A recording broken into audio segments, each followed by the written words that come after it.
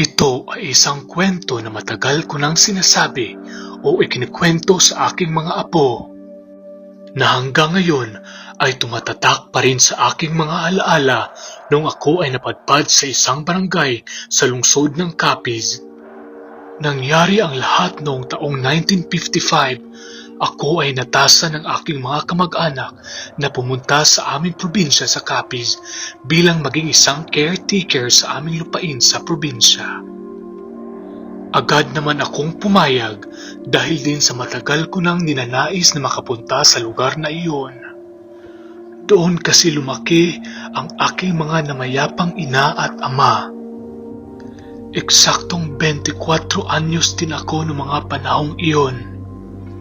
Kaya naman, buong-buo ang kagalakan ko nung malaman kong paparoon ako upang manirahan at magbantay ng aming lupain. Ngunit, yung akala ko'y magiging masaya at mataimtim kong pamamalagi sa lungsod na iyon, ay siya palang magbibigay sa akin ng kilabot na hanggang ngayon ay nakatatak pa rin sa aking mga alaala. Isang araw, matapos ako makarating sa isa sa mga barangay sa lungsod ng Capiz, masaya pa akong nagkakape sa harapan ng lumang kubo na nakatirik sa malaking lupain namin. Ganito pala sa probinsya, maaliwalas ang hangin, wala kang maririnig na ingay mula sa mga syudad at ang tanging maririnig mo lang ay ang mga tunog ng mga palaspas ng dahon at kapunuan at lalong-lalo na ang mga huni ng ibon. Habang ako ay nakatingala sa kalangitan at mataimtim na nakikinig sa mga tunog na nagmumula sa kalikasan, may isang tao ang lumapit sa akin. Mawalang galang Ginoo. Ikaw ba si Arman, yung kamag-anak ng may-ari ng lupain ito? Bigkas ng isang tao na lumapit sa akin. Tinugon ko naman ang kanyang katanungan. Opo Ginoo. Ako po pala si Arman. Ako pala si Dindo. Kinagagala kitang makilala. Paumanhin sa aking pagtatagalog. Hindi kasi kami sanay na makakita ng Manilinyo dito sa aming barangay. Wag po kayong mabahala, Ginoong Dindo.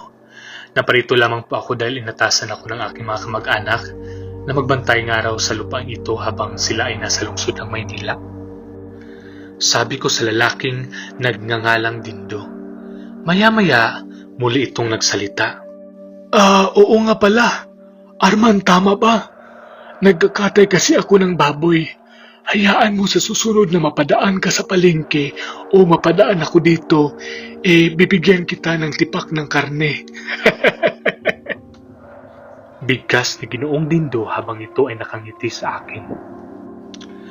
Pero yung dapat na nakangiti kong mukha at pagpapasalamat dito ay naging isang ekspresyon na naging isang magulo at hindi mawaring mukha. Kahit sino siguro ay mababahala dahil sumasalamin sa kanyang mukha ang kakaibang ngiti, naglalakihang mga mata at hagalpak na kakaiba. O siya, mauna na ako at paparoon pa ako sa aking pwesto sa palengke. Sige po, Ginoong Dindo. Mag-iingat po kayo.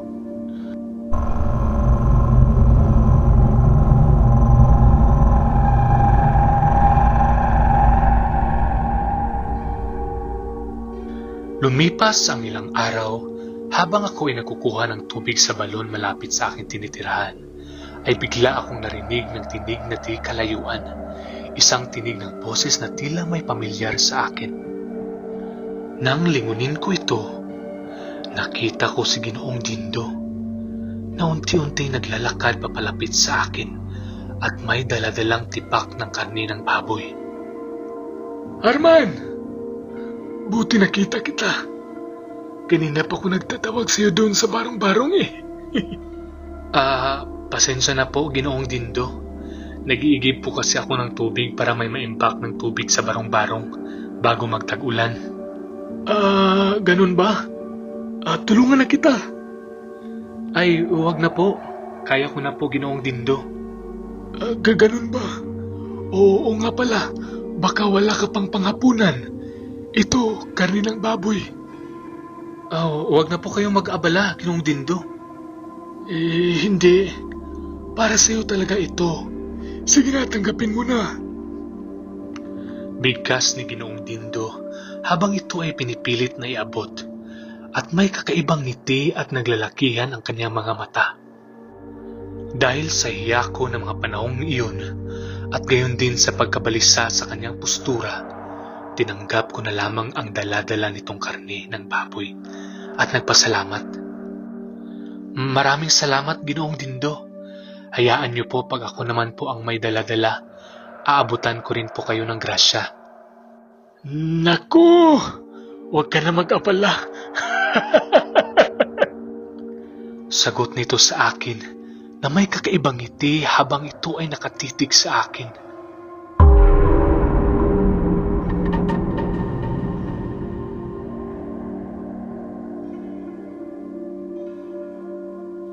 Kinagabihan, inasikaso ko ang karne na binigay ni Ginoong Dindo upang lutuing piniritong baboy o pork chop para sa aking hapunan.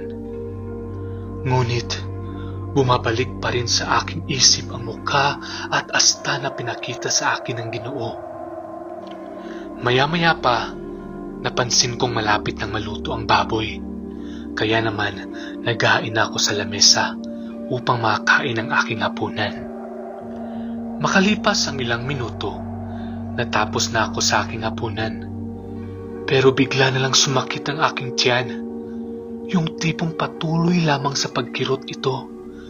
Maya-maya pa ay may narinig akong isang boses. Boses ni Ginoong Dindo. Arman! Nasarapan ka ba sa iyong hapunan? Ginoo, sumasakit po ang aking tiyan. Matapos ko po kainin ang baboy na iyong binigay. Sabi ko sa Ginoo habang ako ay namimilipit sa sakit ng mga panahong iyon. Maya-maya, pumasok na ang Ginoo sa aking barong-barong. Pero nagsilakihan ang mga mata ko nang masilayan ko ang itsura nito. Kakaiba ang kulay ng kanyang mga balat. Nanglilisik ang mga mata, nang tutulisan ang kanyang mga pangil at kuko. Arman! Dahil binigyan kita ng karne ng baboy, baka maaari din ako humingi ng iyong laman. Bigkas ng Ginoo habang ako ay takot na takot at namimilipit sa sakit. Maya-maya pa, unti-unti na niyang tinatarak ang matutulis nitong kuko banda sa aking tiyan. Ramdam na ramdam ko ang sakit ng pagtarak nito sa akin. Ang tanging nagawa ko na lamang ng mga panahong iyon ay ang sumigaw at humingi ng tulong.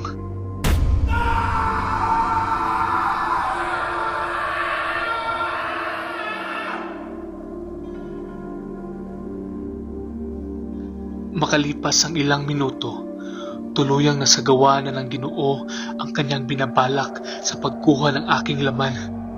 Sa mga panahong iyon ay umaagas na ang dugo ko sa lupa at unti-unti na din akong nangihina.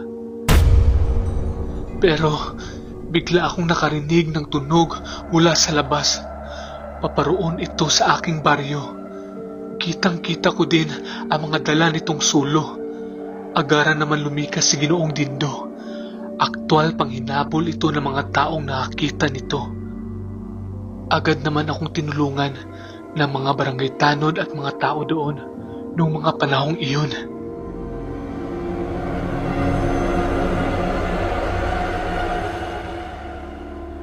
Lumipas ang ilang araw, napag-alaman ko mula sa barangay captain na matagal na palang naghahasik ng lagim ang lalaking iyon.